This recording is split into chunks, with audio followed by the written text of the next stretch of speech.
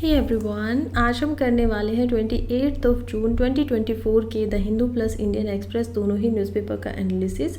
दोनों ही न्यूज़पेपर के अंदर हम उन्हीं आर्टिकल को करेंगे जो यूपीएससी के सिलेबस के साथ में रेलिवेंस रखते होंगे, साथ ही में करंट के साथ में हम उससे रिलेटेड जो स्टैटिक का पोर्शन है उसको भी यहाँ गहनता के साथ समझेंगे, ताकि मिनिमम 20 मार्क्स जो मेरा टारगेट है आपको प्रीलिम्स 2025 में न्यूज़पेपर की मदद से दिलवाने का, वो पूरा मैं करवा सकूँ।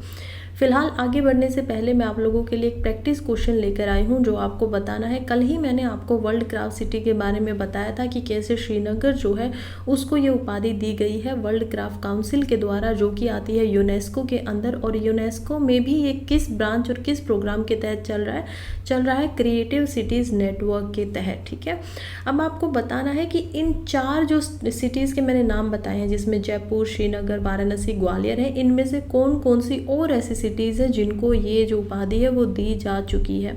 आपके पास केवल और केवल 2 या 3 सेकंड है बताने के लिए, तो जल्दी से या तो अपने आंसर को कमेंट कर दीजिए, या फिर आपके पास कोई चीज़ है तो उसमें से मान लीजिए कोई डायरी वगैरह, नोटबुक वगैरह, तो उसमें मार्क कर दीजिए कि आपका आंसर ए, बी, सी या डी है, इनमें से क्या है। चलिए, आपका समय पूरा होता है और मैं बताती हूँ इसका आंसर है ऑप्शन बी। क्यों है ऑप्शन बी?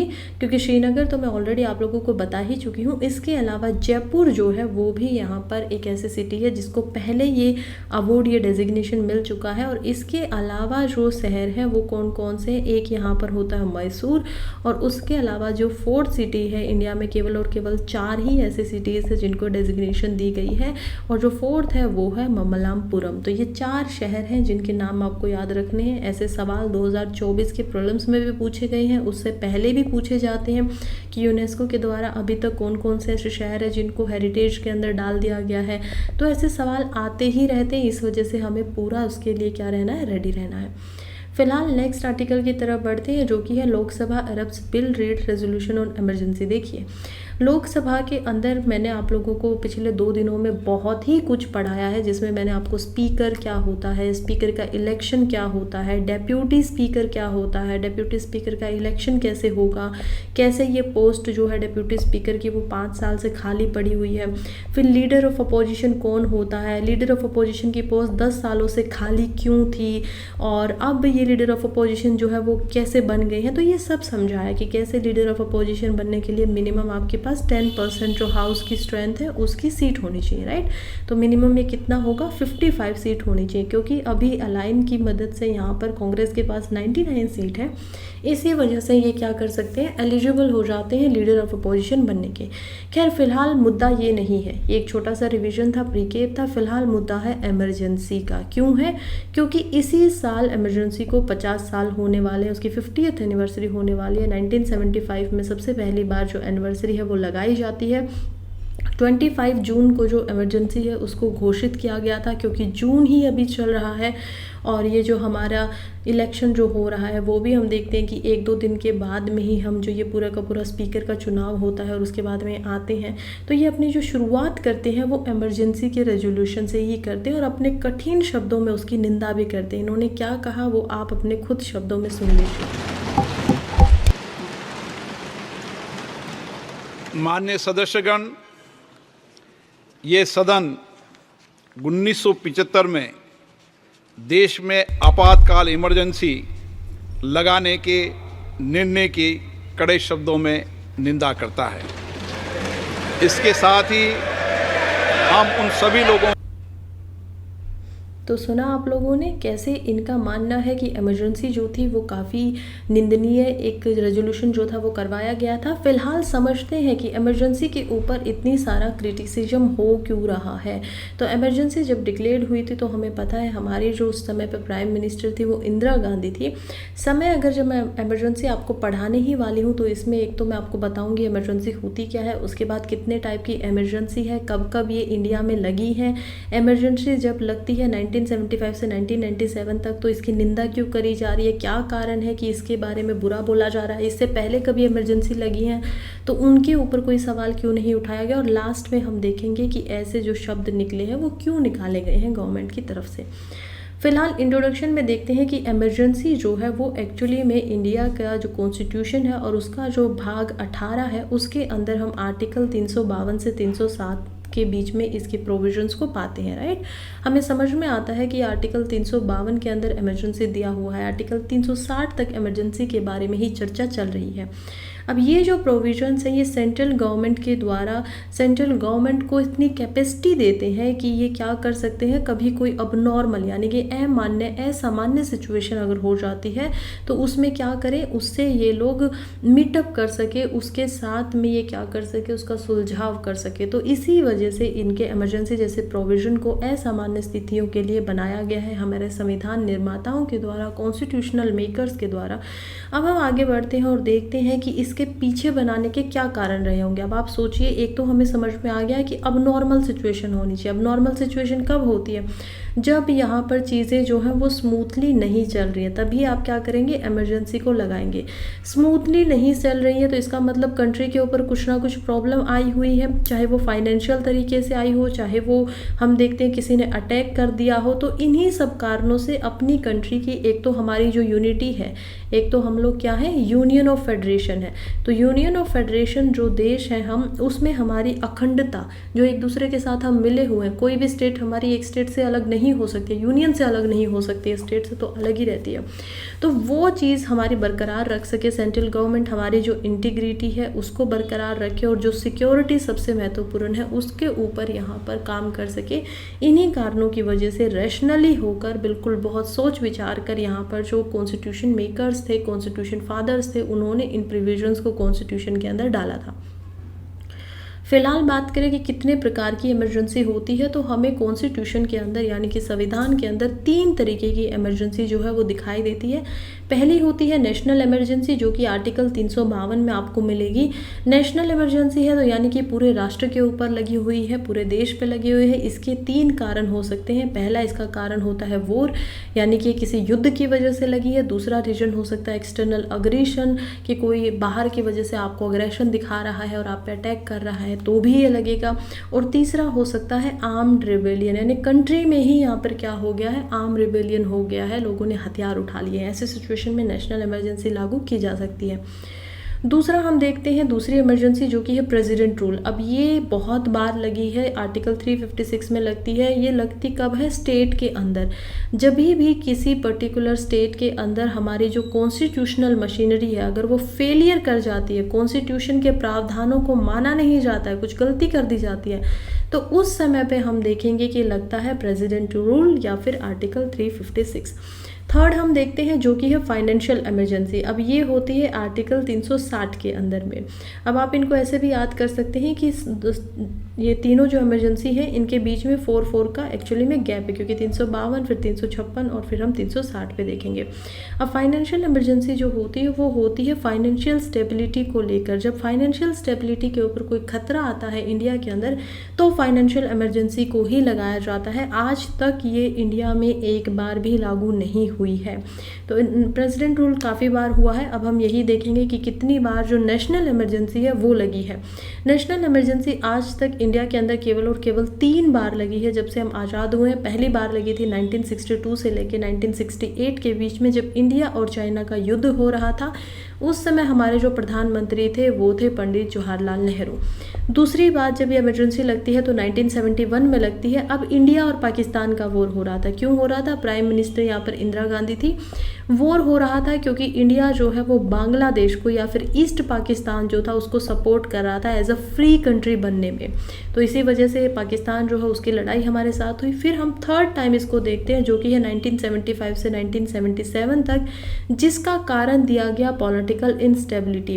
अब आप इन 2 रीजन को देखिए। क्या हमने जो पढ़ा है कि इसके कारण में वॉर होनी चाहिए, एक्सटर्नल अग्रेसर होना चाहिए, आर्म रेबेलियन होना चाहिए, तो क्या इनमें से जो थर्ड है इसमें आपको कुछ दिखाई दे रहा है कि इसमें कहीं पे ऐसा कुछ हो रहा है? नहीं। इसी वजह से इसका क्रिटिसिज्म किया जाता है कि बेवजह ये इमरजेंसी लगाई गई और अपने पर्सनल फ़ायदों के लिए यहाँ पर प्राइम मिनिस्टर जो थे उस समय उन्होंने इस इमरजेंसी का दुरुपयोग किया। ये जो प्रोविज़न जो इतनी श्रद्धा के साथ में इतने ज़्यादा अच्छे के लिए बनाया गया था उसका उन्होंने गलत उपयोग किया। फिलहाल देखते हैं कि क्या क्या कारण रहे थे ऐसे जिनकी वजह से नेशनल इमरजेंसी तीसरी बार लगानी पड़ी थी। माना जाता है कि उस समय पे ये रीज़न दिए गए कि वो फूड जो था उसकी स्कैरिसिटी थी, यानी कि कमी थी। अनएम्प्लॉयमेंट यानी बेरोजगारी जो था वो लगातार ग्रो कर रहा था, बढ़ रहा था। इन्फ्लेशन यानी कि महंगाई काफ़ी ज़्यादा बढ़ रही थी। तीसरा यहाँ पर जो जेपी नारायण प्रोटेस्ट था, वो कौन थे? जयप्रकाश नारायण जी, जो करप्शन के खिलाफ बिहार के अंदर जो कांग्रेस रूल था उनके खिलाफ में प्रोटेस्ट कर रहे थे। और साथ ही में जो जॉर्ज फर्नांडिस थे, उन्होंने अनाउंस किया था कि वो रेलवे स्ट्राइक करेंगे और उनको 1 लाख एम्प्लॉय जो थे वो भी सपोर्ट कर रहे थे। तो इन सभी सिचुएशन के बीच में कहा जाता है कि ये लगाई गई। लेकिन जो सबसे इम्पोर्टेंट रीजन है और जो पर्सनल रीजन माना जाता है वो है इंदिरा गांधी जी का, जब 1971 के अंदर जो इलेक्शन हुआ था और उसमें वो रायबरेली से जीती थी, उसके ऊपर सवाल उठ जाना और उसको नल कर देना। ये कैसे हुआ? राजनारायण इनके खिलाफ लड़ रहे थे, उन्होंने एक फाइल केस किया, और कहाँ पे किया? इलाहाबाद हाई कोर्ट के अंदर इस केस को फाइल किया। और उन्होंने बोला कि इंदिरा गांधी ने अपने इलेक्शन के अंदर गवर्नमेंट का सहारा लेकर कुछ मिसयूज़ किया है मशीनरी का, और उन्होंने करप्ट प्रैक्टिसेस का यहाँ पर सहारा लिया है इस इलेक्शन को जीतने के लिए। इन रियलिटी वो जीती नहीं है, उन्होंने गड़बड़ की है। ये जब सिद्ध हो जाता है प्रूफ्स के थ्रू, तो यहाँ पर क्या होता है? 12 जून 1975 के अंदर में जो जस्टिस जगमोहन सिन्हा है, उन्होंने इस इंदिरा गांधी के इलेक्शन को नल एंड वॉइड घोषित कर दिया और उनको अगले 6 साल तक इलेक्शन लड़ने से भी बैन कर दिया। अब ये जो स्टेटमेंट आई थी, ये कब आई थी? एक्चुअली मैं जो स्टेटमेंट कह रही हूँ, सॉरी, मैं ये जो यहाँ पर डिक्लेयर किया गया था, ये कब आया था केस? ये हुआ था 12 जून 1975 को। सडनली 12 दिन के बाद में जो 24 जून 1975 की बात है, उस समय पे एपेक्स कोर्ट कौन होगा? जो सबसे बड़ा है, हाई कोर्ट से बड़ा है, यानी कि सुप्रीम कोर्ट के द्वारा इस पे स्टे ऑर्डर लगा दिया गया था। तो स्टे ऑर्डर लग गया था, तो अब यानी कि ये मुद्दा जो होगा वो कहाँ चलेगा? सुप्रीम कोर्ट में चलेगा। लेकिन ये दिन याद रखिए, 24 जून का वो दिन था। सडनली क्या होता है कि अगेन एक ही दिन के बाद में, कुछ 10 से 12 घंटों के बाद में 25 जून को स्टेटमेंट आती है कि इंडिया के अंदर नेशनल इमरजेंसी लग गई है। नेशनल इमरजेंसी के लिए अभी प्रोविज़न बनाई है कि 6-6 महीने में आपको उसका टाइम बढ़ाना पड़ेगा, क्योंकि पहले टाइम बढ़ाना नहीं था, तो ये 2 साल तक लगातार इमरजेंसी जो थी वो लगी रहती है। इसमें ये बताते हैं कि प्रेसिडेंट के द्वारा नेशनल इमरजेंसी को यहाँ पर घोषित कर दिया गया था। इंदिरा गांधी खुद ऑल इंडिया रेडियो पर आकर ये स्टेटमेंट जो है वो इंडियंस को दिखाती है, और यहीं से dark period of Indian politics शुरू होता है। अब ये क्यों कहा जा रहा है? क्योंकि इमरजेंसी से क्या होता है ना, कि इमरजेंसी की वजह से जो सिटीजन्स होते हैं, नागरिक होते हैं, उनके फंडामेंटल अधिकार सस्पेंड हो जाते हैं।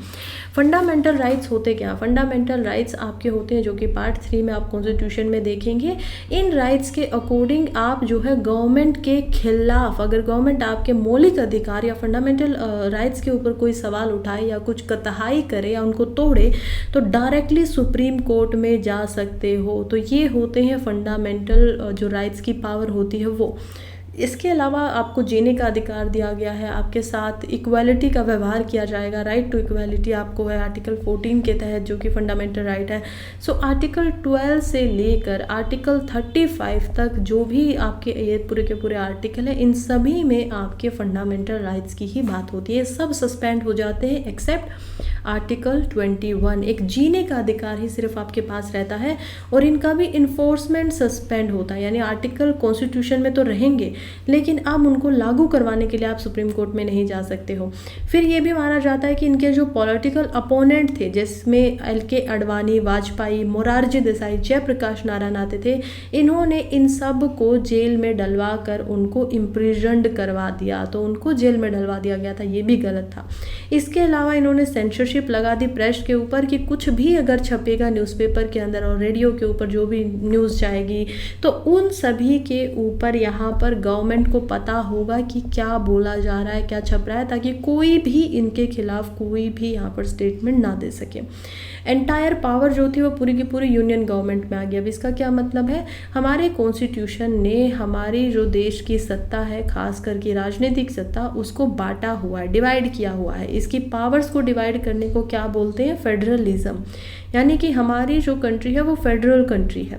अब इसको डिवाइड किस में किया गया है? कुछ ऐसी शक्तियाँ हैं जो स्टेट के पास है, कुछ ऐसी शक्तियाँ हैं जो यूनियन के पास है। सेंट्रल गवर्नमेंट एक होती है, लेकिन स्टेट की भी अपनी खुद की एक गवर्नमेंट होती है, जिनको चीफ मिनिस्टर यहाँ पर बोला जाता है। लगभग सेम है सेंटर का और जो स्टेट गवर्नमेंट का। आप अगर दौरा करेंगे कि कैसे है उनका स्ट्रक्चर, लेकिन इनकी जो पावर्स बांटी गई हैं वो बांटी गई है शेड्यूल 7 ऑफ द कॉन्स्टिट्यूशन के अंदर, जहाँ पर आपको 3 लिस्ट दिखाई देती हैं। एक होती है यूनियन लिस्ट, दूसरी होती है स्टेट लिस्ट और थर्ड होती है कंकरेंट लिस्ट। अब इन तीनों लिस्ट के अंदर तीसरी लिस्ट क्या है कि इस पर स्टेट भी कोई कानून बना सकता है और यूनियन भी बना सकता है। यूनियन के पास जैसे कि फॉरेन अफेयर्स दिए गए हैं, मिलिट्री दिया गया है, डिफेंस दिया गया है, ऐसे मुद्दे हैं जिन पे केवल और केवल यूनियन ही यहाँ पर क्या करेगा, कानून बनाएगा। कुछ स्टेट के पास में रखे गए हैं। तो अब क्या हो गया कि पूरे इंडिया की जो और सरकारें हैं, स्टेट की जो और गवर्नमेंट है, वो गवर्नमेंट के पास कोई शक्ति नहीं रही, एक तरीके से रद्द हो गई उस पूरे पीरियड के अंदर। और जितनी भी स्टेट थी उन सब के ऊपर अब राज कहाँ से हो रहा था, यूनियन गवर्नमेंट के द्वारा, सेंट्रल गवर्नमेंट के द्वारा ही किया जा रहा था।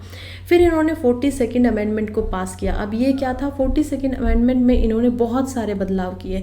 इसको मिनी कॉन्स्टिट्यूशन के नाम से भी जाना जाता है। तो इसमें क्या किया गया था, सबसे पहले इस अमेंडमेंट के अंदर इन्होंने किया कि जुडिशल रिव्यू नहीं होगा।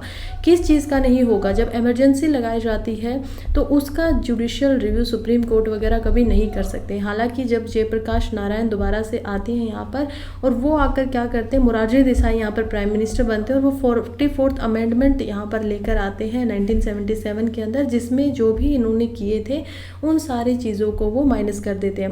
42nd अमेंडमेंट में ही इन्होंने जो हमारा प्रियम्बल है उसके अंदर सेक्युलर वर्ड को यहाँ पर ऐड किया। 42nd अमेंडमेंट के अंदर ही हम और देखते हैं कि और काफ़ी सारे बदलाव किए गए, खासकर इमरजेंसी के प्रोविजंस के अंदर।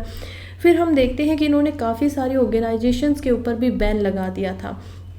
कॉमन लोगों के साथ कैसा व्यवहार था, 1975 से 77 की अगर हम फंडामेंटल राइट्स को देखें तो क्योंकि वो सस्पेंड थे तो इसी वजह से पुलिस एक्टिविज़म ज़्यादा देखने को मिला। यानी कोई भी सरकार के खिलाफ जा रहा है तो पुलिस से डंडे खा रहा है, आप देख पाएंगे यहाँ पर। अब ये पुलिस एक्टिविज़म होता क्या है, देखिए 2 तरीके की स्टेट हो सकती हैं। स्टेट से यहाँ पर मेरा मतलब है इंटरनेशनल रिलेशंस में जैसे स्टेट शब्द का जो इस्तेमाल होता है वो कंट्री के लिए ही होता है। तो एक जो राष्ट्र होता है वो 2 तरीके का हो सकता है। एक तो वो कैसा होगा, या तो वो वेलफेयर स्टेट है या फिर वो पुलिस स्टेट है। पुलिस स्टेट के अंदर गवर्नमेंट जो होगी उसकी यहाँ पर ज़्यादा जो पावर होगी वो चलेगी, लोगों के पास अधिकार कम होंगे, लोगों के पास आज़ादी कम होगी, वो बोल कम पाएंगे, जैसे उनको गवर्नमेंट चाहती है वैसे ज़िंदा रखेगी। वेलफेयर स्टेट में उल्टा होता है। वेलफेयर स्टेट में पुलिस जो होती है वो लोगों को उनको उनके अधिकारों से रोकने की बजाय उनकी रक्षा करने के लिए होती है। तो ये होती है वेलफेयर स्टेट। तो पुलिस एक्टिविज़म देखा गया था, ये गलत तरीका था। बहुत सारे लोग जो इनके खिलाफ प्रोटेस्ट कर रहे थे या खिलाफ हो रहे थे उनको अरेस्ट कर लिया गया, टॉर्चर किया गया, कुछ का मर्डर कर दिया गया, कुछ को सेक्सुअली हरेस्ट किया गया। और ये सब घटनाएं थी जो इसके क्रिटिसिज्म होने का कारण बनती है। ऐसा ही एक केस है राजन केस। इसमें क्या होता है कि एक स्टूडेंट थे राजन नाम के, जो कि केरला पुलिस के द्वारा उनके फेलो स्टूडेंट्स के साथ में गिरफ्तार किए गए और यहाँ पर उनके बारे में कुछ भी इंफॉर्मेशन बाद में नहीं आई। फिर उनके फादर जब इनके बारे में जानकारी लेने के लिए केरला हाई कोर्ट के पास जाते हैं और वो हैबस कॉर्पस, हैबस क्या होता है, प्रूफ करना, लाइव लेकर आना, और कॉर्पस यानी कि बॉडी, यानी कि वो इंसान गया कहाँ उसे हमें दिखाओ, पुलिस के पास लेके गया था। तो जब ये पिटीशन ये लगाते हैं और उसके बाद में इनको हाई कोर्ट के थ्रू पता चलता है कि इनके बेटे की जो पुलिस कस्टडी थी उसी के दौरान इन्वेस्टिगेशन या फिर रिमांड जिसको बोलते हैं उसके अंदर डेथ हो चुकी है, उनको मृत्यु हो चुकी थी और उनकी बॉडी जो थी वो इनके फादर को नहीं दी गई थी, बल्कि इनकी जो बॉडी थी वो पुलिस के द्वारा ही यहाँ पर डिपोज्ड कर दी गई थी। ऐसी घटनाओं से हमें समझ में आता है कि ये तो एक केस था जो सामने आकर खुल गया, शायद और भी ऐसे बहुत केसेस जो हैं वो पुलिस कस्टडी के अंदर देखने को मिले होंगे। खैर कंक्लूजन में आते हैं तो इमरजेंसी जो थी वो 21 महीने तक लगातार रही थी। 1977 में इलेक्शन, कांग्रेस जब होता है, इलेक्शन होता है तो कांग्रेस को काफ़ी भारी इससे हार हुई। लोगों ने दिखा दिया कि वो इस इमरजेंसी से बहुत नाखुश थे और पहली बार कंट्री के अंदर एक नॉन कांग्रेस गवर्नमेंट बनती है इंडिपेंडेंट इंडिया के अंदर, जो कि बनाई जाती है जनता पार्टी के द्वारा और यहाँ पर हेड करते हैं Morarji Desai as a prime minister. अब एक बहुत खूबसूरत लाइन यही होती है कि वर्ल्ड की लार्जेस्ट डेमोक्रेसी की यही एक खासियत है कि जहाँ पर कभी कभी अगर जुडिशरी फेल हो जाएगा कॉन्स्टिट्यूशन को प्रोटेक्ट करने में, तो लोगों की जो इच्छा है, पीपल की जो विल है, वो एक्चुअली में उसको वापस से यहाँ पर डेमोक्रेसी को क्या करेगी, प्रोटेक्ट करेगी। तो वही 1997 में हमने देखा कि पार्लियामेंट में जब दोबारा से इलेक्शन करवाया गया तो लोगों ने बहुत भारी तरीके से यहाँ पर कांग्रेस को हराया। खैर फिलहाल आगे बढ़ने से पहले मैं आप लोगों को ये बता दूं कि किसी को भी जो आप ये वीडियो देख रहे हैं इसका पीपीटी, पीडीएफ या फिर इससे अलग जो न्यूज़पेपर और जो मैं आप लोगों को स्टडी टारगेट देती हूँ उनके नोट्स अगर आप लोगों को चाहिए हैं तो उसके लिए आप क्या कर सकते हैं, मेरे टेलीग्राम के ग्रुप पे ज्वाइन हो जाइए। वहाँ का जो हैंडल है वो है @UPSC Sprinter 21। इसके अलावा आपको ये जो टेलीग्राम लिंक है वो इसी वीडियो की कमेंट बॉक्स के अंदर भी मिल जाएगा, तो वहाँ से भी आप उस पर क्लिक करके ज्वाइन कर सकते हैं। खैर नेक्स्ट न्यूज़ की तरफ बढ़ते हैं। इम्पोर्टेंट न्यूज़ है लेकिन दी इस तरीके से गई है कि शायद आप लोगों का ध्यान भी नहीं जाता। देखिए न्यूज़ जो है इसमें बताया गया है कि बन्नरघट्टा एक बायोलॉजिकल पार्क है कर्नाटका के अंदर। उस पार्क के अंदर क्या हुआ है कि पहली बार इंडिया की जो साउथ इंडिया की लेपर्ड सफारी है वो शुरू होने वाली है। इंडिया की ये सबसे बड़ी सफारी होने वाली है, लार्जेस्ट होने वाली है। इंडिया में वैसे सफारी पहले भी होती थी लेकिन साउथ इंडिया की ये पहली है। तो चलिए ज़रा इसके बारे में जानते हैं। सबसे पहले कर्नाटका के नेशनल पार्क्स को देखते हैं। सबसे ऊपर की तरफ जब हम आते हैं तो कर्नाटका में देख पाते हैं अंशी नेशनल पार्क को, उसके बाद आता है कुदेरमुख नेशनल पार्क, फिर हम देखते हैं यहाँ पर बुंदीपुर नेशनल पार्क और इसी के ऊपर थोड़ा सा हम देखते हैं राजीव गांधी नगरहोल नेशनल पार्क। और जब हम आते हैं केरला के सदर्न एंड ईस्टर्न साइड में तो हम देखते हैं बन्नारघट्टा नेशनल पार्क। सो ये बन्नारघट्टा नेशनल पार्क का गेट है जहाँ पर आपको ये दिखाई देगा। इसमें जो टाइगर है वो मिलेंगे, लेपर्ड मिलेंगे यहाँ पर और जो बटरफ्लाइज वगैरह ये सब आपको देखने को मिल जाती हैं। फिलहाल के लिए बात करें तो ये इंडिया जो साउथ इंडिया है उसकी फर्स्ट और कंट्री की लार्जेस्ट लेपर्ड सफारी होने वाली है। अगर हम सेंट्रल जू अथॉरिटी की माने तो ये समझ में आता है कि उन्होंने कुछ गाइडलाइंस दी हैं सफारी के लिए। इसके लिए 20 हेक्टेयर का एरिया जो है वो डीमार्केटेड ऑलरेडी कर दिया गया है कि सफारी इसी के बीच में होगी। यहाँ पर फेंसेस लगा दिए गए हैं सफारी करने के लिए। 8 लेपर्ड को इस फॉरेस्ट के एरिया में खुला छोड़ दिया गया है जिनको यहाँ पर रिकवर किया गया था, बचाया गया था अलग अलग जगहों से, तो उनको इसमें छोड़ दिया गया है ताकि लोग भी जो है वो सफारी भी करें और साथ में जो लेपर्ड है ये भी आराम से अपने नेचुरल हैबिटेट के अंदर रह चुके, शिकार जो इनको करना होता है प्रे कर सके और आराम से ये रह सके। फिर हम देखते हैं कि बन्नरघट्टा जो है वो और भी अच्छी पॉपुलेशन का यहाँ पर घर है इस नेशनल पार्क में और इस फॉरेस्ट के एरिया में हमें देखने को मिलता है कि पैंथेरा पेरिडुस जो कि साइंटिफिक नेम है लेपर्ड्स का वो तो यहाँ मिलते ही हैं। इनके अलावा इसके जो ये जो एक प्रेडेटर है जो कि शिकार करता है, इसके अलावा जो इसके प्रे होते हैं, इसके जो शिकार होते हैं वो भी यहाँ पर मिलते हैं। साथ ही में यहाँ पर बहुत खूबसूरत बटरफ्लाइज मिलती हैं, यहाँ पर एलिफेंट आपको मिलेंगे। तो ये सब भी इस नेशनल पार्क की खूबियाँ हैं।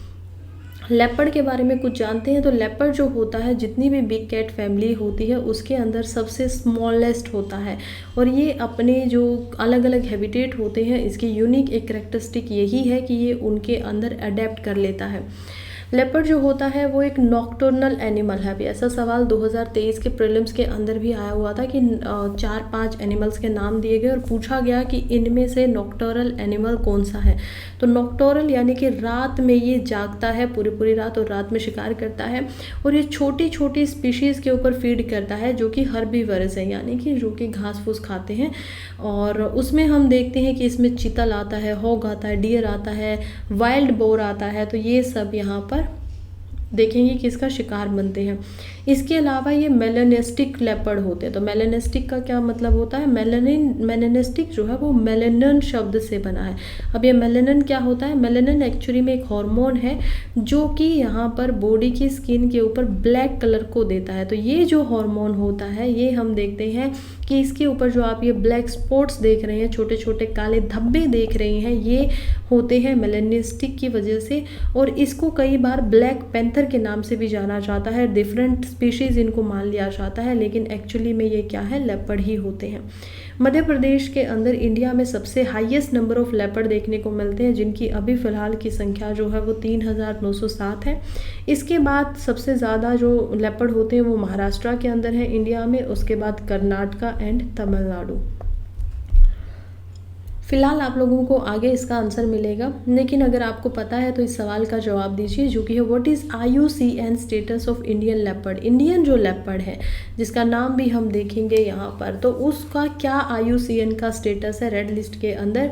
क्या उनको क्रिटिकली इंडेंजर्ड, वनरेबल, इंडेंजर्ड या नन ऑफ द अबव, किस कैटेगरी में यहाँ पर हम उनको देख पाते हैं। इसका आंसर अभी कमेंट में लिख दीजिए या फिर अपनी नोटबुक में लिख दीजिए। आगे जब मैं आपको पढ़ाऊँगी तो आप फिर मैच कीजिएगा कि आपका आंसर ठीक था या नहीं था। खैर, आगे बढ़ने से पहले ज़रा और जो हमारी बिग कैट फैमिली है उसके बारे में देख लेते हैं, जिसमें हम कोग्वार को देखते हैं। कोग्वार जो होता है एक्चुअली के अंदर में ये 40 से 100 kg का होता है और लिस्ट कंसर्न है, क्योंकि अमेरिका जैसे कंट्रीज़ में ये काफ़ी ज़्यादा पाया जाता है। इसका जो पूरा नाम, साइंटिफिक नाम होता है वो होता है पूमा कॉनकोर। तो पूमा जो है ये सेकंड लार्जेस्ट कैट पाई जाती है, काफ़ी ज़्यादा संख्या में है, इसी वजह से इनका स्टेटस की भी चिंता की कोई ज़रूरत है नहीं। उसके बाद हम देखते हैं चीता को। अब चीता जो है इसका स्टेटस जो है वो वनरेबल है, यानी कि थोड़ी सी इनकी स्थिति ख़राब है। तो चीता जो होते हैं वो 20 से 70 किलो के बीच में होते हैं। इनके अगर साइंटिफिक नाम की बात करूँ तो इनका साइंटिफिक नाम होता है यहाँ पर एक्टिनोगस जुबैक्टस। तो ये जो साइंटिफिक नेम के साथ में ये काफ़ी ज़्यादा एक्चुअली में इनके जो फास्टेस्ट होते हैं, आप लोगों ने ये तो कभी सुना ही होगा ना कि चीता जो होता है वो मैमल के अंदर, लैंड पे रहने वाले जो मैमल है उनमें सबसे ज़्यादा फास्ट होता है। अब आप पूछेंगे मैम ये मैमल्स क्या होते हैं, तो मैमल्स होते हैं शतनधारी। मैमल्स क्या होते हैं, जो अपने बच्चों को जन्म देते हैं, ना कि एग्स देते हैं, और जन्म देने के बाद में उनको अपना दूध पिलाते हैं, तो वो मैमल्स होते हैं। तो जो ये लैंड पे रहने वाले मैमल्स हैं, यानी कि ओशन में भी इसका मतलब कोई मैमल्स रहते होंगे, बिल्कुल रहते हैं। आप देख पाएंगे यहाँ पर वेल जो होती है वो खुद में एक मैमल है, जो कि अपने बच्चे को जन्म भी देती है, दूध भी पिलाती है। तो खैर, जो लैंड के में सबसे मैमल है उसमें ये सबसे ज़्यादा फास्ट होता है। उसके बाद हम देखते हैं यहाँ पर टाइगर को, जिसका साइंटिफिक नेम होता है पैंथेरा टिग्रस। और इसी में जब हम इंडियन टाइगर पे आते हैं तो इंडियन टाइगर का नाम जो होता है, जो सिर्फ इंडिया में पाया जाता है, उसका नाम होता है पैंथेरा टिग्रस। एक और बार टिग्रस लग जाता है। ये काफ़ी मजबूत होते हैं, 75 से 300 kg के बीच में इनका वजन पाया जाता है। स्टेटस इनका इंडेंजर्ड है क्योंकि कम हो रहे हैं आजकल ये। अच्छा, इनकी जो सॉलिडेरिटी होती है, यानी कि इनको ऐसे मतलब बहुत ज़्यादा ग्रुप में रहना पसंद नहीं है, ये थोड़ा सा अकेला रहना पसंद करते हैं। तो इनका जो लाइफस्टाइल होता है वो थोड़ा सोलेटरी होता है और ये लोग अपनी खुद की टेरिटरी बनाते हैं। अब ऐसा सवाल प्रीलिम्स 2024 में भी आया था, जिसमें लायन और जो टाइगर है उनके ऊपर सवाल करके पूछा गया था कि ये अपनी टेरिटरी नहीं बनाते हैं, लायन जो होते हैं वो प्राइड्स में रहते हैं। तो ऐसा कुछ सवाल था। तो इनके बिहेवियर के ऊपर सवाल इसमें हर साल ही पूछे जाते हैं, एक सवाल जरूर आएगा एनिमल बिहेवियर के ऊपर। तो उसीलिए आप लोगों को इनकी जो कैरेक्टरिस्टिक्स हैं वो पता होनी चाहिए, इनका डिफरेंस पता होना चाहिए। फिर हम बढ़ते हैं लेपर्ड की तरफ, जो कि अब हम मेन उस पर आ गए हैं। तो देखते हैं कि लेपर्ड जो है वो स्मॉलेस्ट है, सबसे छोटा है, क्योंकि इसका वेट जो होता है वो केवल और केवल 30 से 90 किलो के बीच में ही होता है। अब ये जो होता है ये एक्चुअली में बहुत सारे जो हैबिटेट है उनके अंदर एडेप्ट कर सकता है। ज़्यादा गर्मी में भी रह लेगा, एरिड एरिया में भी रह लेगा, फिर कहीं पे थोड़ा रेन वगैरह आ रही है वहाँ पे भी एडेप्ट कर लेगा खुद में। तो ये इसकी एक खासियत होती है। फिर हम चलते हैं स्नो लेपर्ड की तरफ। अब ये लेपर्ड सभी बिग कैट्स में सबसे छोटा है, यानी कि ये जो खुद लेपर्ड है, जो नॉर्मल लेपर्ड होते हैं, ये स्नो लेपर्ड जो कि बर्फ़ में पाए जाते हैं, ये उससे भी छोटा होता है। इसका जो वेट होता है वो केवल 25 से 55 किलोग्राम के बीच में ही होगा, यानी बड़े से बड़ा 55 kg का होगा और छोटा जो मिनिमम रह जाएगा वो 25 kg का रहेगा। इसकी जो पूँछ होती है वो काफ़ी लंबी होती है। यहाँ पर इसकी पूँछ दिखाई नहीं दे रही है, टेल दिखाई नहीं दे रही है, लेकिन एक्चुअली में काफ़ी लंबी होती है। और ये ज़्यादातर सेंट्रल और साउथ एशिया के अंदर हमें देखने को मिलते हैं। बात करते हैं लायन की, तो लायन जो है वो जाने जाते हैं पैंथेरा लियो के नाम से। अब ये क्या करते हैं, ये प्राइड्स में रहते हैं। प्राइड इनके ग्रुप का नाम होता है, क्योंकि आप इनके ग्रुप में देखेंगे आपको एक लाइनेस मिलेगी हमेशा साथ में बैठी, 1 या 2 डिपेंड करता है कि उस प्राइड में कितनी लाइनेस है। साथ ही में आपको इनके कप्स मिलेंगे, इनके बच्चे मिलेंगे छोटे छोटे। और लायन जो होगा वो कभी शिकार नहीं करेगा, बहुत कम करेगा, लाइनेस जो होगी वो ज़्यादा शिकार करेंगे। तो ये इनका रहने का एक तरीका होता है। ये काफ़ी ज़्यादा मजबूत होते हैं। इनका जो वेट होता है वो 100 से 250 किलो के बीच में होता है, तो काफ़ी ये बड़े होते हैं। फिर हम आते हैं जगुआर के ऊपर। अब जगुआर जो होता है वो 50 से 110 kg के बीच में पाए जाते हैं। इनका जो स्टेटस है ये है नियर थ्रेटन्ड। तो लेपर्ड का स्टेटस आप लोगों ने समझ लिया है, वनरेबल है। तो जिसका आंसर ठीक हो गया वो मुझे बताइएगा। अब हम आते हैं जगुआर पे। तो जगुआर जो है वो अमेरिका के अंदर सबसे ज़्यादा पाया जाता है, लार्जेस्ट ये आपको मिलेगा। इसी के पीछे कुछ ब्रांड्स जो हम अपना नाम रख देते हैं, जैसे पूमा जो है एक स्पोर्ट्स ब्रांड है, वो इसके ऊपर रखा गया, अमेरिका में ही बना है। फिर हम देखते हैं अमेरिका के अंदर ये है, तो जगुआर जो है वो एक कार के ब्रांड का नाम है। तो इसी तरीके से हम देखते हैं कि यहाँ पर ये पूरी की पूरी बिग कैट फैमिली है। अब 3 ऐसे हैं जिनका डिफरेंस आपको थोड़ा पता होना चाहिए। क्यों? क्योंकि इनकी बॉडी के ऊपर हमें स्पॉट्स दिखाई देते हैं। अब ये जो आप टाइगर है इसको तो आराम से समझ लेंगे, क्योंकि टाइगर के ऊपर जो धब्बे होते हैं वो निशान होते हैं इस प्रकार से, लाइक लंबे लंबे यहाँ पर आप निशान देख पाएंगे। लेकिन जब आप चीता को देखेंगे, लेपर्ड को देखेंगे और जगुआर को देखेंगे, इनमें आपको समझना मुश्किल हो जाता है। क्यों? क्योंकि चीता जो होता है उसकी बॉडी पे भी ब्लैक कलर के स्पॉट है, लेपर्ड देखेंगे तो उसकी बॉडी पे भी ब्लैक कलर के स्पॉट होते हैं, और जब हम जगुआर को देखते हैं तो उसकी बॉडी के ऊपर भी यहाँ पर धब्बे होते हैं काले रंग के।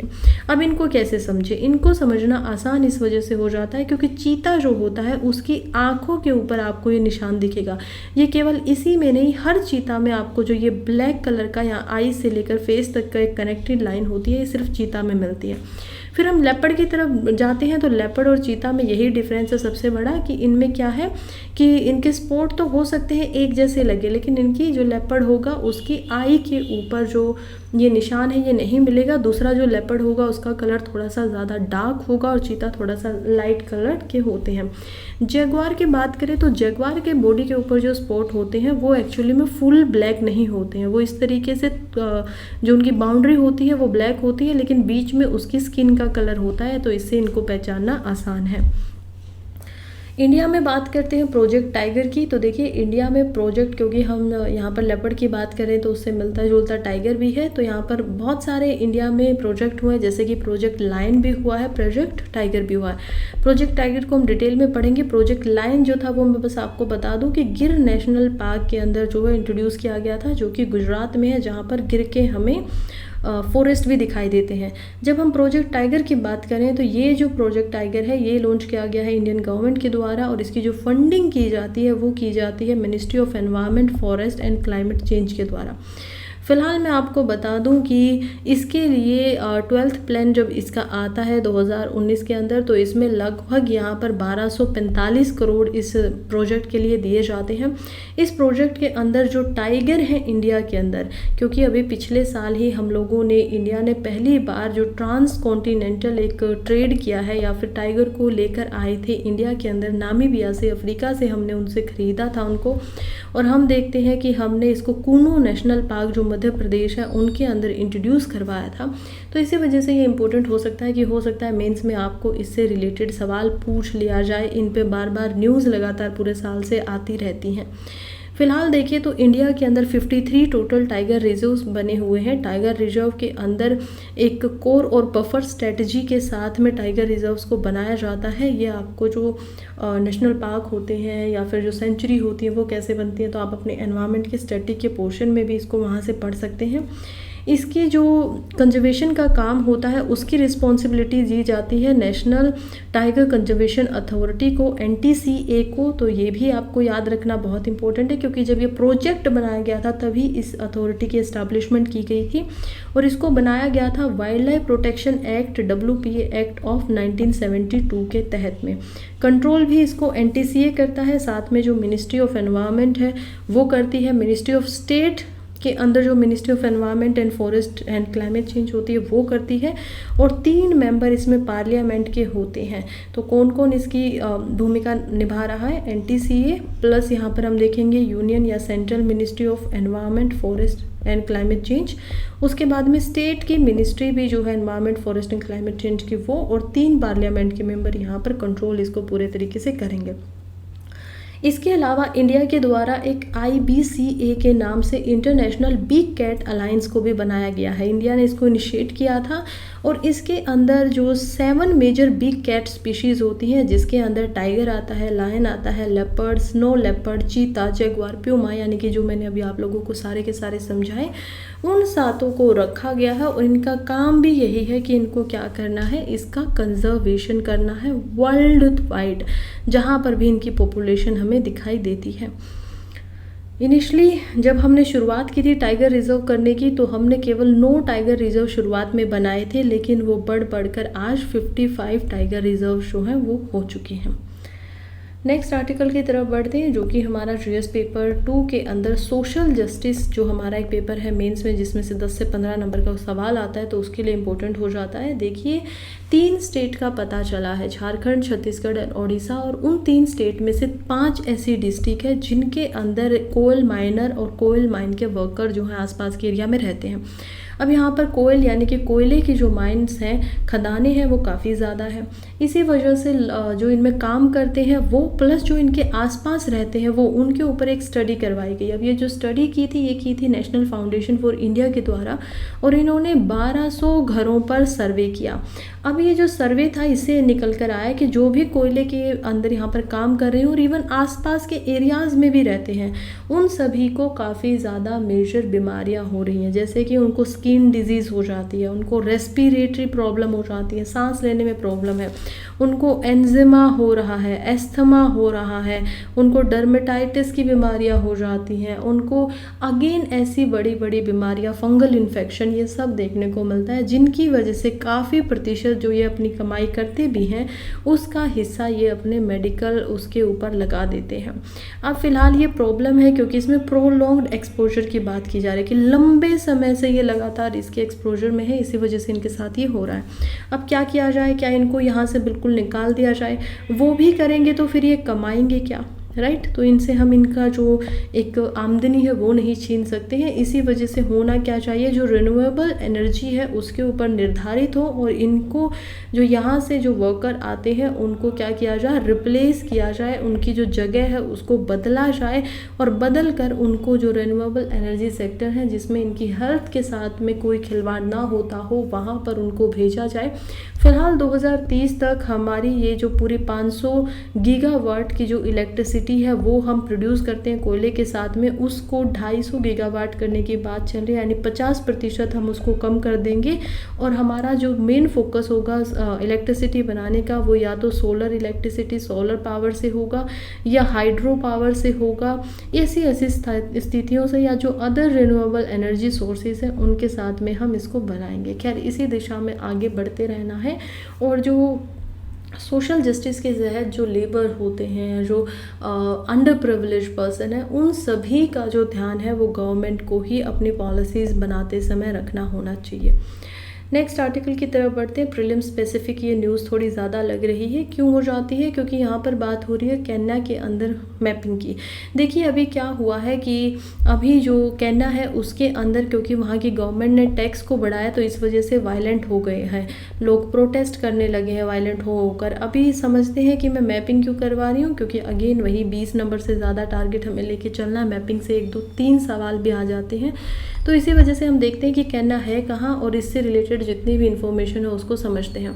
मैप में आप केन्या की इन्फॉर्मेशन को देखकर समझ ही चुके होंगे कि ऊपर इथोपिया, इधर सोमालिया है, सूडान है, कोंगो, तंजानिया, युगांडा, यानी कि ये एक कंट्री जो है नॉर्थ अफ्रीका, ये कहाँ की है, अफ्रीका की एक कंट्री है। तो अफ्रीका में टोटल कॉन्टिनेंट के अंदर हम देखते हैं कि टोटल 54 कंट्रीज़ होती हैं, जिनमें से एक कंट्री केन्या भी है। लोकेशन अगर इसकी और अच्छे से देखें तो ये अफ्रीका के भी ईस्टर्न भाग में जो है ज़्यादा दिखती है।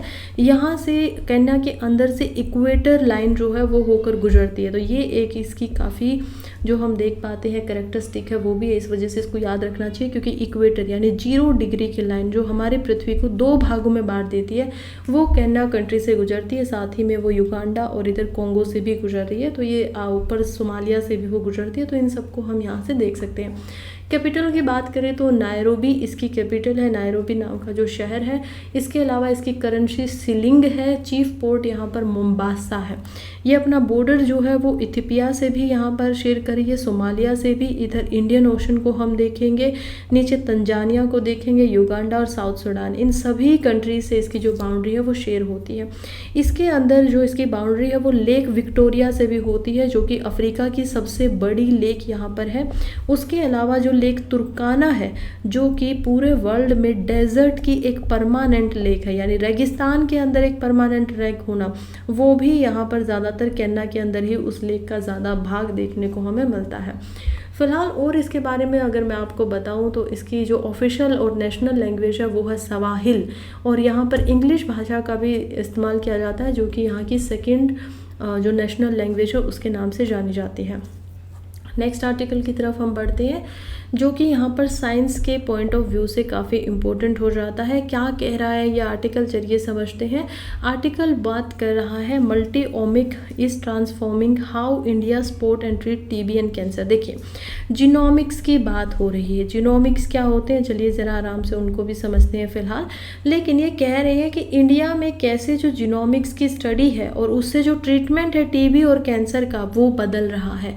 फ़िलहाल इस आर्टिकल पे जाने से पहले कैसे बदलेगा जरा जीनोमिक्स को समझ लेते हैं। प्रोजेक्ट क्या है, किस हिसाब से जो इंडिया है वो इस काम को कर रहा है, वो ज़रा अच्छे से एक बार देख लेते हैं।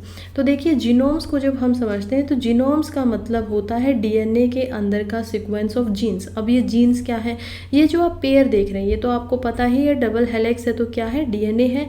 डीएनए क्या होता है, डीऑक्सी रिबो न्यूक्लिक एसिड, क्योंकि ये हमारे सेल के अंदर जो न्यूक्लियस होता है उसके अंदर पाया जाता है। अब ये कभी भी खुद सेल से बाहर नहीं आता है बॉडी में, क्योंकि आरएनए भी जो होता है वो एक्चुअली के अंदर में यहीं पे होता है।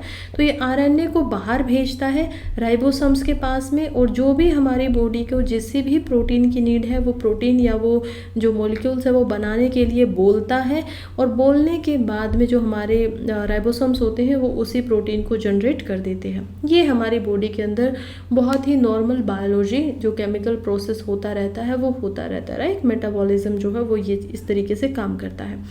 फिलहाल अब देखिए तो ये जो डीएनए है इसके अंदर जीन्स होते हैं। जीन जो होते हैं वो बेस पेयर से बनकर मिले हुए होते हैं। बेस पेयर्स क्यों बोला जाता है, क्योंकि इसके अंदर हम देखेंगे दो जीन एक दूसरे के साथ में मिलकर एक जीन को बनाते हैं। अब ये दो क्या होंगे, देखिए इसके अंदर क्या होता है ना कि आपके न्यूक्लियस जो दो होंगी वो यहाँ पर इसको मिलकर बनाएंगे। जैसे कि साइटोसाइन एक होगा, डीएनए की जब हम बात करते हैं तो ग्वानिनाइन होता है, फिर एंडेनाइन होता है और थाइमाइन होता है। इसमें से हम देखते हैं यहाँ पर कि जो थाइमाइन होता है वो एक्चुअली में पेयर बना रहा है एंडेनाइन के साथ में। जो साइटोसाइन होता है वो पेयर बनाता है ग्वानिनाइन के साथ में। ये जो पेयर होते हैं ये एक जीन है। अब जीन क्या है, ये सब क्या है, इसको मैं थोड़ा एग्जाम्पल की तरह समझाऊँ तो एक डायरी अपने सामने रखिए। आपकी ये डायरी है, इस डायरी को जो खोलेगा इसके अंदर जो इन्फॉर्मेशन है वो इन्फॉर्मेशन सबको मिल जाएगी, राइट। ये जो डायरी है इसके अंदर हम सपोज करते हैं कि 100 पेजेस भी हैं। हर एक पेज के ऊपर कोई इन्फॉर्मेशन लिखी हुई है, कुछ भी इन्फॉर्मेशन हो सकती है। एक पेज के ऊपर किसी के नाम लिखा हुआ है, एक पेज के ऊपर उसकी एज लिखी हुई है, फिर अगले पेज के ऊपर उसके हेयर्स का कलर लिखा हुआ है, आईज़ का कलर क्या होगा, वो मेल है या फीमेल है, उसकी जो मसल्स हैं वो कैसी हैं, उसके अंदर अगर कोई बीमारी है जेनेटिक बीमारी तो वो भी एक पेज पे लिखी हुई है। अब इस पेज के ऊपर 100 पेज पे बहुत सारी इन्फॉर्मेशन है किसी के बारे में। अगर आप इसमें से किसी एक पेज को फाड़ देते हैं और सिर्फ यहाँ पर 99 पेज छोड़ेंगे तो अब इस डायरी में क्या वो जो एक पेज फाड़ा था उससे भी उसकी जो इन्फॉर्मेशन थी वो रह गई? नहीं, वो बिल्कुल ख़त्म हो गई। वो पेज जो आपने फाड़ा था, यहाँ से बाहर निकाला था, वो कौन सा पेज था? मान लीजिए उसमें टीबी की बीमारी थी जो आपको लगी हुई थी, वो पेज आपने हटा ही दिया, अब आपकी बॉडी से वो बीमारी बिल्कुल ख़त्म हो गई। यही होते हैं जीन्स। हम देखते हैं कि एक प्रोजेक्ट चलाया गया ह्यूमन जीनोम प्रोजेक्ट, जो कि 1990s के दौर में यहाँ पर अमेरिका के द्वारा स्टार्ट किया गया और 2003 में वो कंप्लीट होता है। इसके अंदर 20,000 जो लोग थे, हम देखते हैं कि उनके डीएनए को उनकी बॉडी से बाहर निकाला गया। डीएनए बाहर निकालना कोई बड़ी बात नहीं होती, आपके सलाइवा के अंदर होता है, आपकी ब्लड के अंदर होता है, बेसिकली जो सेल होते हैं हर चीज़ में होगा, राइट, आपके बालों तक में होता है। उससे डीएनए को एक्सट्रैक्ट किया और उसमें जीन्स को पढ़ने की कोशिश की कि ये जो डीएनए और जो ये पेयर है ये एक्चुअली में है कितने ह्यूमंस बॉडी के अंदर। और फिर हमें समझ में आया कि ह्यूमन बॉडी के अंदर यहाँ पर 30,000 जीन्स होते हैं। टोटल ये 30,000 है, क्योंकि हमारे हर सेल के अंदर डीएनए और हर सेल में जीन्स है, सेम होते हैं, रेप्लिका होते हैं।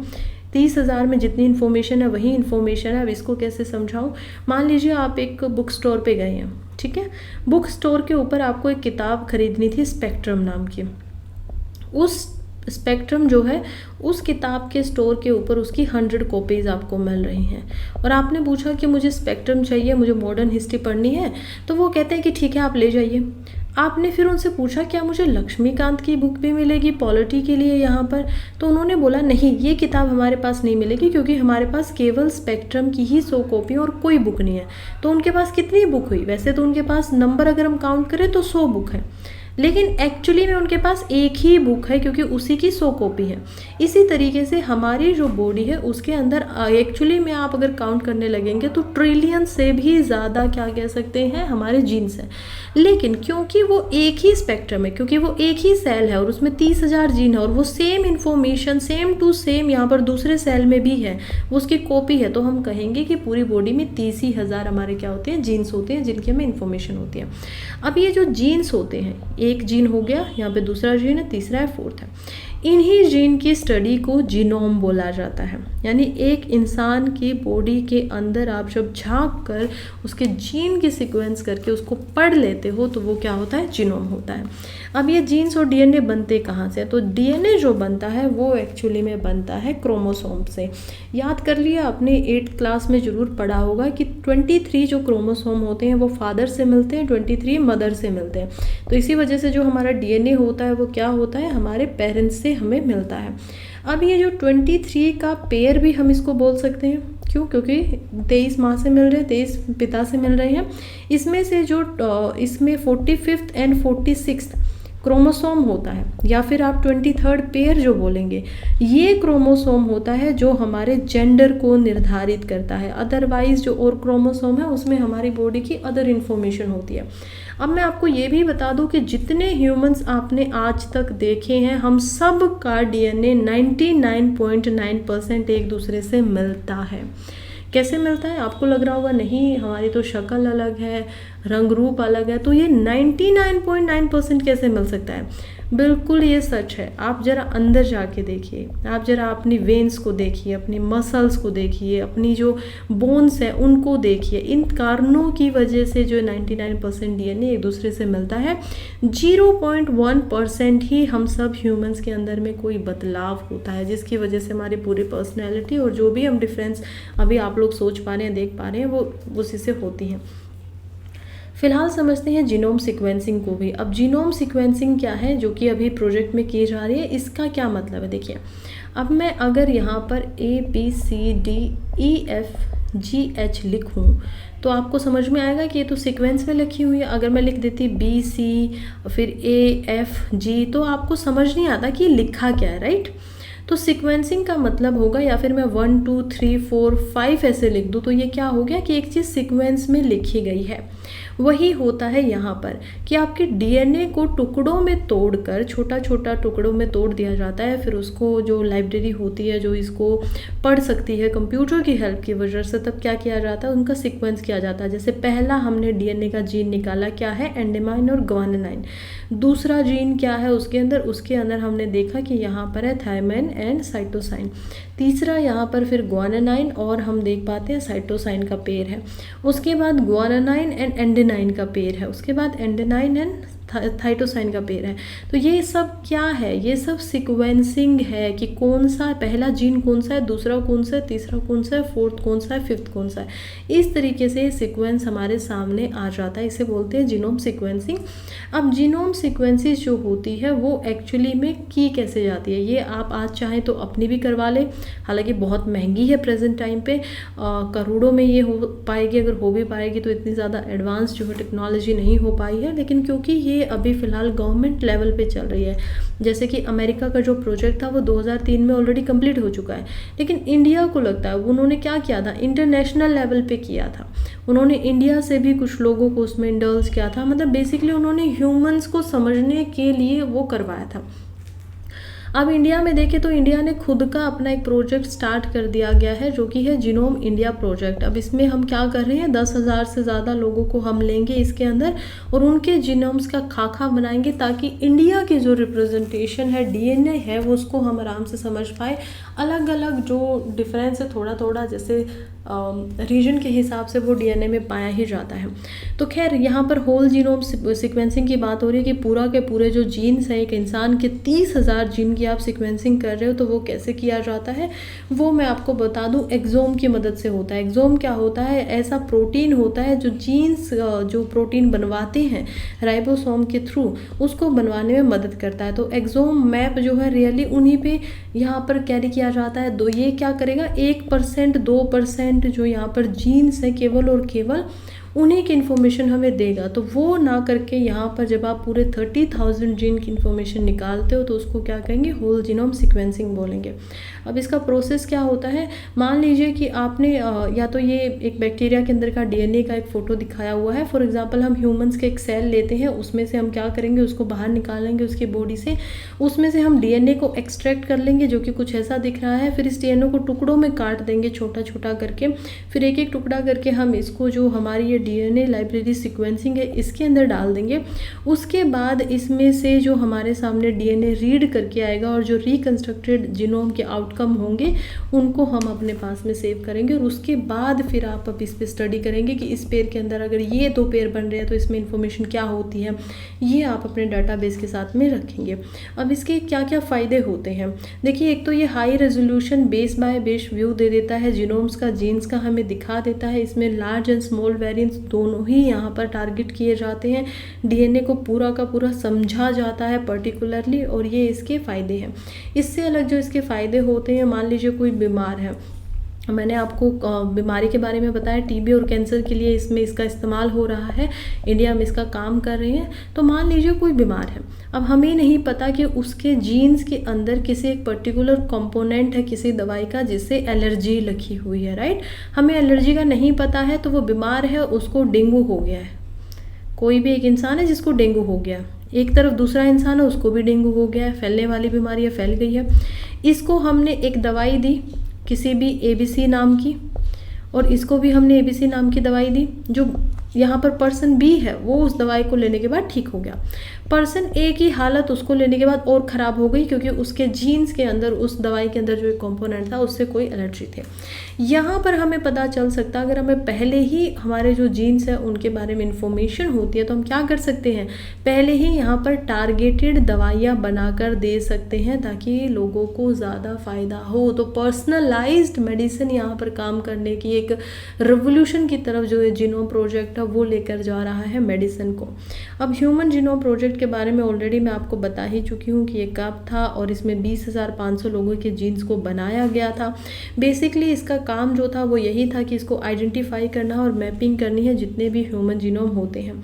अब इसकी एप्लीकेशन कहाँ पर होती है, तो देखिए यही एक तो ये हमें बीमारियों को समझने में ज़्यादा अहम भूमिका निभाएगा, क्योंकि जब आप एक जीन को निकालेंगे किसी बीमारी को, मान लीजिए किसी बैक्टीरिया की वजह से कोई बीमारी होती है, आपने उस बैक्टीरिया में से उसका डीएनए निकाल लिया। अब उस डीएनए को आप क्या कर रहे हो, देखकर समझ रहे हो, और फिर समझने के बाद आपको समझ में आया कि ये एक ऐसी चीज़ है जिससे ये बहुत जल्दी ख़त्म हो चुका है, हो सकता है, तो वो क्या होगा, डिजीज़ को समझने में हेल्प करेगा, प्लस उनको ख़त्म करने में भी हमारी जो स्पीड है उसको बढ़ाएगा और ज़्यादा मदद करेगा। इसके अलावा जो कैंसर अलग अलग म्यूटेट करता रहता है बॉडी के अंदर, अपना अपना जो शेप है, अपनी जो उसकी म्यूटेशन है उनको चेंज करता रहता है अपने आप को, उसको आइडेंटिफाई करने में हमारी मदद करेगा ताकि अलग अलग फॉर्म्स के अगर कैंसर होते हैं तो उनको हम ट्रीट कर पाएँ। इसके अलावा जो मेडिकेशन और मोर एक्यूरेट प्रिस्क्रिप्शन जो होगा और उनके इफ़ेक्ट क्या आएंगे, उनकी प्रेडिक्शन ये ज़्यादा एक्यूरेट बना देगा। जब एडवांस की बात हो रही है फोरेंसिक साइंस में, तो फोरेंसिक साइंस में काफ़ी ज़्यादा एडवांस करेगा, बायोफ्यूल वगैरह इससे ज़्यादा बनेंगे, एनिमल हस्बेंड्री में इसका इस्तेमाल होगा, इवोल्यूशन को ज़्यादा अच्छे से हम समझ पाएंगे, और जो डीएनए बेस्ड प्रोडक्ट बनते हैं जिसमें जीनोम की रिसर्च की वजह से और ज़्यादा कमर्शियल डेवलपमेंट होगा और ये एक $multi-billion इंडस्ट्री की तरह सामने निकल कर आएगी। अब इंडिया जीनोम प्रोजेक्ट की बात करें तो इसमें 10,000 जेनेटिक सैंपल्स को लिया जा रहा है। 2020 के अंदर हम देखते हैं कि इसको शुरू किया गया था डिपार्टमेंट ऑफ बायोटेक्नोलॉजीज़ की तरफ से, और 2024 में पहले 1,000 लोगों का जो डीएनए है वो हम ऑलरेडी निकाल चुके हैं, उसको सीक्वेंस कर चुके हैं। तो क्योंकि ये काफ़ी लंबा टाइम है, इसमें बहुत सारा जो रिसर्चर्स है, साइंटिस्ट हैं, उनका टाइम लगता है। फिर इसमें चाहे हम बेशक AI की हेल्प ले लें, बेशक कंप्यूटर्स की हेल्प क्यों ना लेते हो, लेकिन एक एक डीएनए के एक एक स्ट्रैंड एनवायरनमेंट को समझना और फिर उसके ऊपर पूरी की पूरी इन्फॉर्मेशन निकालना कोई ईजी टास्क नहीं। इसी वजह से 4 सालों में जो ये इतने ही आगे तक अभी तक हम पहुंच पाए हैं। जीन मैपिंग प्रोजेक्ट जो है, इसमें 20 लीडिंग इंस्टीट्यूशन हमारे देश के फिलहाल लगे हुए हैं, जिसमें brain research for Indian institute of science IIC Bengaluru भी है, जो कि एक नोडल पॉइंट है। इंडीजेन, अब ये क्या है इंडीजेन? आज के आर्टिकल में भी इसकी बात यहीं पे हो रही है कि ये हमारा एक मिशन है। अब इंडीजेन क्या है? India genome sequencing project. Council of scientific and Indian industrial research CSIR 6 महीने लंबी एक्सरसाइज यही की कि उनको होल जीनोम सीक्वेंस निकालना है 1008 इंडियंस का, जो कि अलग अलग इथनिसिटी से बिलोंग करते हैं। कोई मुस्लिम है, कोई हिंदू है, कोई क्रिश्चियन है, कोई पंजाबी है, कोई मलयाली है, तो इनकी इथनिसिटी भी अलग अलग है। हम देखते हैं कि इस प्रोजेक्ट को इंडीजेन बोला जाता है। इंडी क्योंकि इंडिया से निकला है, जेन यानी कि जीनोम से निकला है, तो इसको इंडीजिन जो है इसका नाम रख दिया गया है।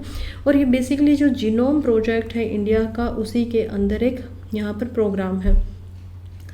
फिर इसका जो इस्तेमाल है वो SARS-2 को समझने के लिए भी किया गया, जो कोविड के अंदर दोबारा से यहाँ पर आता है, उसकी मॉनिटरिंग के लिए भी किया गया था। गोल क्या क्या है और ऑब्जेक्टिव क्या क्या है इंडियन प्रोजेक्ट के, तो हम देखते हैं कि इसके गोल वही है कि जो नेचर ऑफ डिजीज़ है, जो इंडियन पॉपुलेशन को पर्टिकुलरली ज़्यादा प्रभावित करती है, उसको हम समझ पाए। इसके अलावा जो पर्सनलाइज्ड हेल्थ केयर है वो भी हम ज़्यादा लोगों को दे पाए। नेक्स्ट आर्टिकल है यहाँ पर radio active implant for rhino horse and कब पोचिंग। देखिए ये अगेन GS पेपर 3 के अंदर ही हम देख पाएंगे, जिसमें हम यहाँ पर एनवायरनमेंट में देख पाएंगे कि कैसे जो राइनासोर्स है वो कहाँ पर पाए जाते हैं, उनके लिए क्या किया जा रहा है। तो साउथ अफ्रीका के अंदर जो राइनासोर्स है, जो कि ब्लैक एंड वाइट राइनासोर्स यहाँ पर ज़्यादा मिलता है, उस राइनासोर्स की बात हो रही है, खासकर ब्लैक राइनासोर्स की, क्योंकि राइनासोर्स जो होते हैं वो वर्ल्ड के बस एक हिस्से में ही पाए जाते हैं। आप देखेंगे इस प्रकार से ये या तो अफ्रीकन कॉन्टिनेंट में मिलेंगे, या इंडिया में मिलेंगे, या सुमात्रा और जावा में मिलेंगे। केवल इसी वर्ल्ड के हिस्से में मिलेंगे, साउथ ईस्ट एशिया और अफ्रीका का जो रीजन है। इसी वजह से इनके ऊपर एटलीस्ट आपको पूरा का पूरा कमांड जो है आपकी वो होनी चाहिए। यहाँ से आपका प्रीलिम्स का सवाल कोई गलत होना नहीं चाहिए।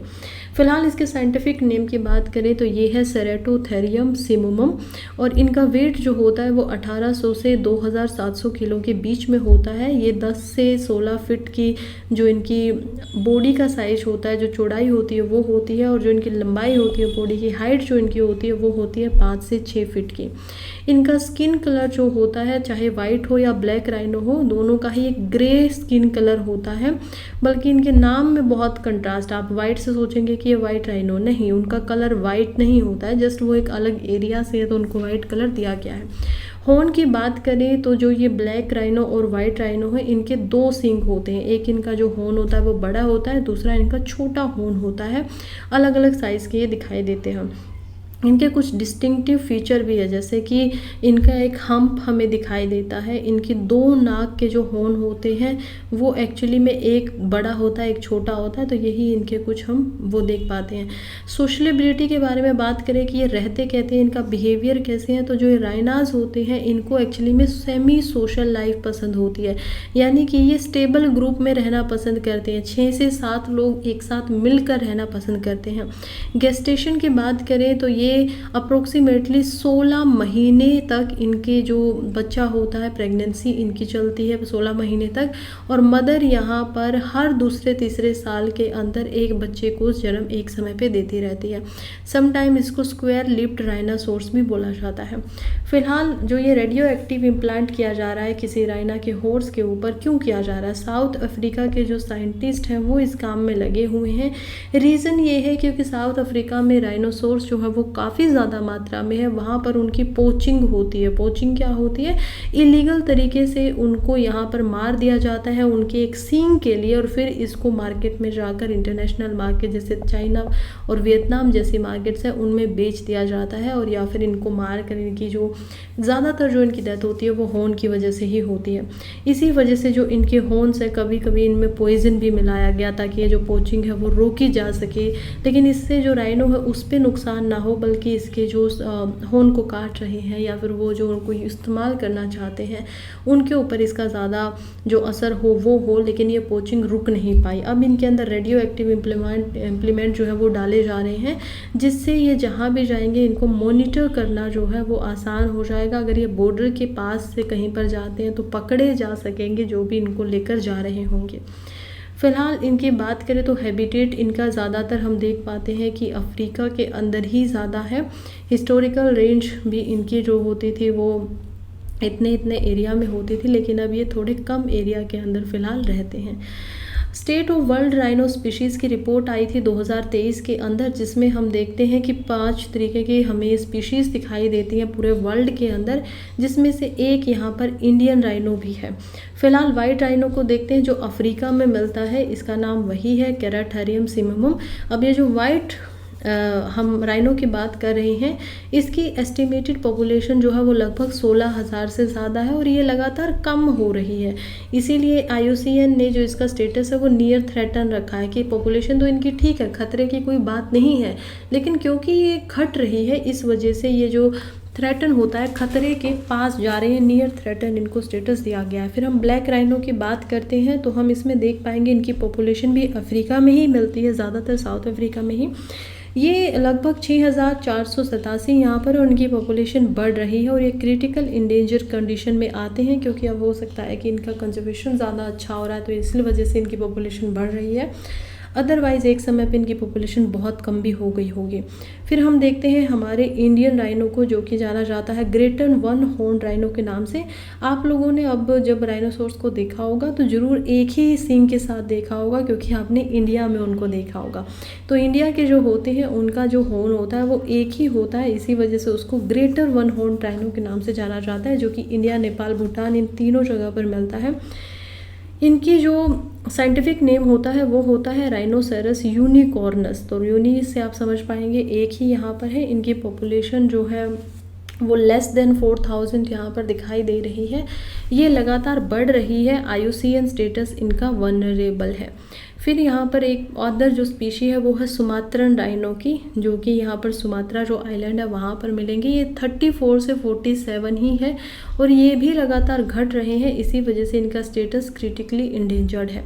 फिर एक राइनो है जावन राइनो। अब ये क्या है, इनकी पॉपुलेशन 76 है, स्टेबल है, ना घट रही है ना बढ़ रही है और ये क्रिटिकल इंडेंजर्ड की जो स्टेज है उसके अंदर आए हुए हैं।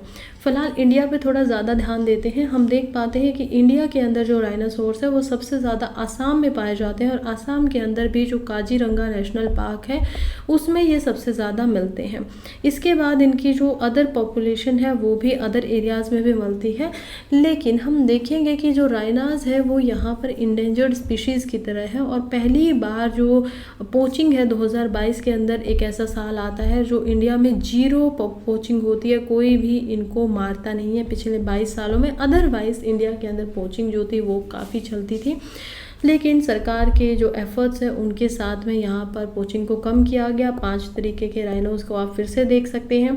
जो सुमात्रन राइनो होता है उसका हॉर्न थोड़ा सा छोटा होता है, इसी वजह से इसका नाम लेसर वन हॉर्न राइनो के नाम से भी ये जाना जाता है। क्रिटिकली इंडेंजर्ड स्थिति में ये है। और जो इंडियन होता है, क्योंकि उसके जो हॉर्न है वो थोड़ा ज़्यादा है, बड़ा है, इसी वजह से इसको ग्रेटर वन हॉर्न राइनो के नाम से जाना जाता है। दोनों के ही हॉर्न यहाँ पर एक होते हैं। ऐसा ही सुमात्रन राइनो भी होता है, उसका भी एक ही हॉर्न होता है, लेकिन वो भी क्या है, क्रिटिकल इंडेंजर्ड में है। राइनो के कंजर्वेशन के लिए इंडिया में इंडियन राइनो मिशन जो है 2020 में लेकर आया गया था, जिसमें हमने ये सोचा था कि हमें इंडिया की जो पॉपुलेशन है आसाम के अंदर राइनो की उसको 3,000 तक बढ़ा देना है।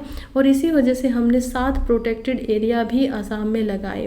फिर हमने एक स्पेशल राइनो प्रोटेक्शन फोर्स भी बनाई, जो कि गवर्नमेंट ऑफ आसाम के द्वारा बनाई गई थी, जिसका काम ही ये था कि राइनो की जो पोचिंग होती है और उससे रिलेटेड जो एक्टिविटीज़ होती है उनके ऊपर पूरा ध्यान दिया जाए। ग्लोबल राइनो पॉपुलेशन की बात करें तो फिर से आप देखेंगे वाइट राइनो जो होगा वो साउथ अफ्रीका के रीजन में मिलेगा। ब्लैक राइनो यहाँ पर आप केन्या के रीजन के पास देख पाएंगे। फिर यहाँ पर जो ग्रेट वन ऑर्न राइनो है वो इंडिया में है, यहाँ पर सुमात्रा आइलैंड के पास और जाविन के पास है। तो यही जो इनकी पूरी टेरिटरी है हैबिटेट की, यही रीजन है पूरे वर्ल्ड के अंदर।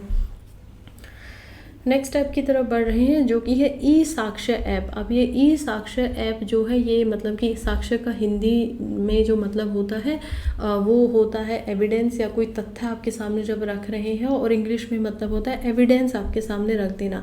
तो ये ई साक्ष्य ऐप जो है यानी कि ऑनलाइन इसको बनाया जा रहा है। तो ये मोबाइल बेस्ड एक एप्लीकेशन ऐप बनाया गया है पुलिस के लिए, ताकि पुलिस को इससे हेल्प मिल सके और पुलिस जब अपने सीन ऑफ क्राइम वगैरह पर जाती है तो उनको आराम से रिकॉर्ड कर सके। वहाँ पर जब वो कोई सर्च करती है और किसी चीज़ को सीज करती हैं तो उसकी इन्फॉर्मेशन क्लाउड बेस्ड इस ऐप के ऊपर उनको प्रोवाइड करनी है। साथ ही में उनको अपनी सेल्फी खींच कर भी यहाँ पर डालनी होती है साथ ही के साथ में।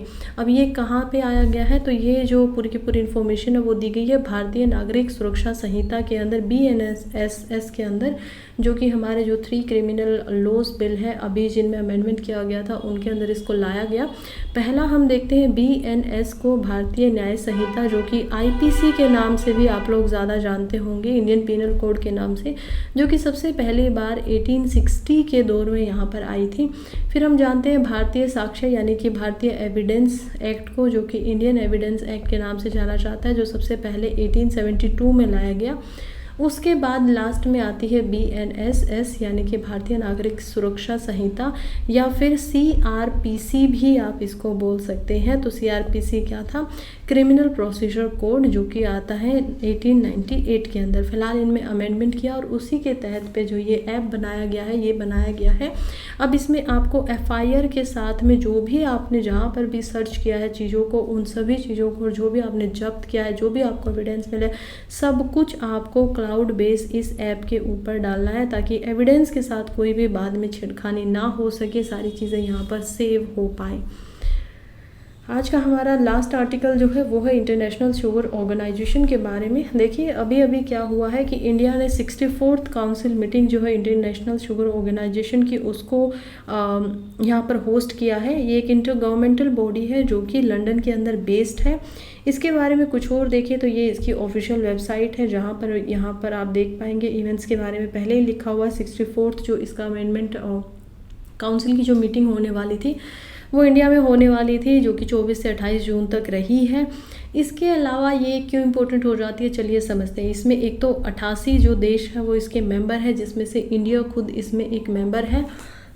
इसके अलावा और अगर मैं आपको बताऊं तो ISO जो है वो वर्ल्ड वाइड फोरम है, जहां पर मेजर प्रोड्यूसिंग, कंज्यूमिंग और जो ट्रेडिंग कंट्री हैं शुगर के अंदर में, वो इंटर गवर्नमेंटल लेवल के ऊपर आकर बातचीत करती है, उनके जो विचार हैं उनको एक्सचेंज करती है। ये जो शुगर होता है, शुगर का इस्तेमाल होता है, उसको इनकरेज करती है नॉन ट्रेडिशनल एप्लीकेशंस के अंदर में भी। अर्लियर इससे पहले भी इंडिया में 41st जो सेशन था ISO काउंसिल मीटिंग का, वो भी इंडिया के द्वारा यहाँ पर हम देखते हैं कि करवाया गया था 2012 के अंदर।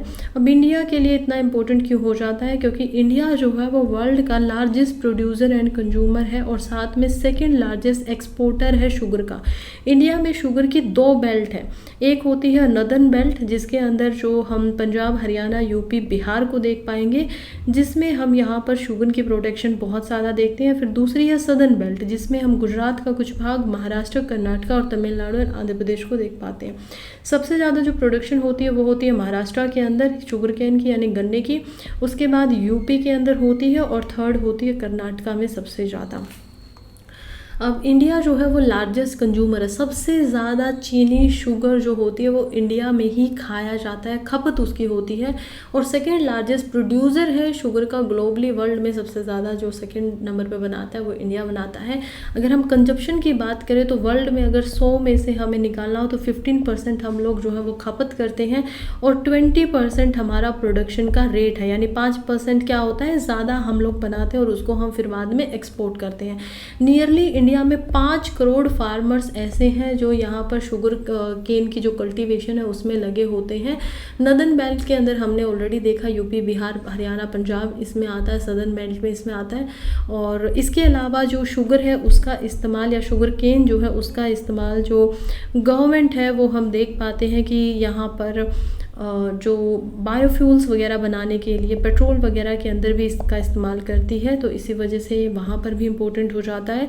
शुगर कैन की बात करें तो ये 21 से 27 डिग्री सेल्सियस टेम्परेचर के अंदर ही उत्पन्न हो सकता है, मिनिमम 21 हो मैक्सिमम 27 हो, और हॉट एंड ह्यूमिड क्लाइमेट में ही ये सिर्फ पैदा होगा। रेनफॉल इसको लगभग 75 से 100 सेंटीमीटर चाहिए होती है।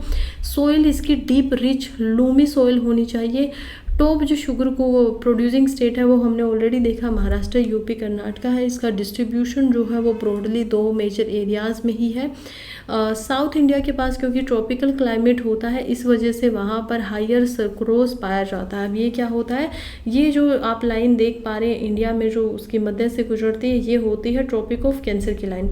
जब मैं धरती को बांटती हूँ 3 हिस्सों में, तो ऊपर मैं यहाँ पर 0 डिग्री पे बांटूंगी, जिसमें ऊपर के हिस्से को हम क्या बोलेंगे, नदर्न हेमिस्फीयर बोलेंगे, नीचे के हिस्से को सदर्न हेमिस्फीयर बोलेंगे।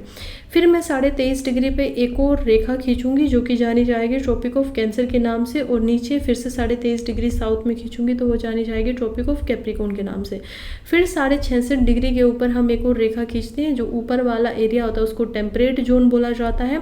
यहाँ पर फ्रिज्ड जोन आता है, और ये जो पूरा हिस्सा है दोनों ट्रॉपिक्स के बीच का, ये ट्रॉपिकल जोन के नाम से जाना जाता है। क्योंकि इंडिया में यहाँ से ट्रॉपिकल लाइन जो कैंसर की है वो गुजर रही है, इस वजह से इसके नीचे का जो हिस्सा है वो ट्रॉपिकल रीजन के अंदर में आ जाता है, और जो ऊपर का हिस्सा है वो कहाँ पर आता है, उसको हम टेम्परेट जोन में देख पाते हैं। और इसी वजह से यही कारण है कि आप केरला और तमिलनाडु में जाएंगे तो वहाँ गर्मी ज़्यादा होगी, और जम्मू कश्मीर की तरफ जाएंगे तो वहाँ बर्फ़ भी मिलेगी, ठंड भी मिलेगी। क्या कारण है, क्योंकि ये टेम्परेट जोन में आता है। तो जब यहाँ पर ट्रॉपिक जोन जो होता है, जब आप उसमें अपनी जो विंड्स होती हैं, जो आपका एटमॉस्फेयर होता है, उसको अच्छे से पढ़ेंगे तो समझ पाएंगे कि यहाँ की जो हवाएं होती हैं वो ज़्यादा वार्म होती हैं। इस वजह से हम देखते हैं कि यहाँ पर ह्यूमिडिटी भी ज़्यादा है, इसी वजह से जो यहाँ पर रस भी होता है गन्ने के अंदर वो भी ज़्यादा बन पाता है। खैर फ़िलहाल यहीं पे आज का हमारा न्यूज़पेपर ख़त्म होता है। थैंक यू सो मच जो भी अभी तक मेरे साथ यहाँ पर जुड़े हुए थे, और अगर आपको वीडियो पसंद आई है, चैनल सब्सक्राइब नहीं किया है तो सब्सक्राइब कर दीजिए, लेट क्यों हो रहे हैं। और अगर वीडियो अच्छी लगी हो तो लाइक कर दीजिए, कमेंट कर दीजिए, इससे मुझे हौसला मिलेगा, मैं और अच्छी और बेहतर वीडियो आप लोगों के लिए लेकर आऊँगी। फ़िलहाल के लिए चलती हूँ, तब तक पढ़ते रहिए, आगे बढ़ते रहिए।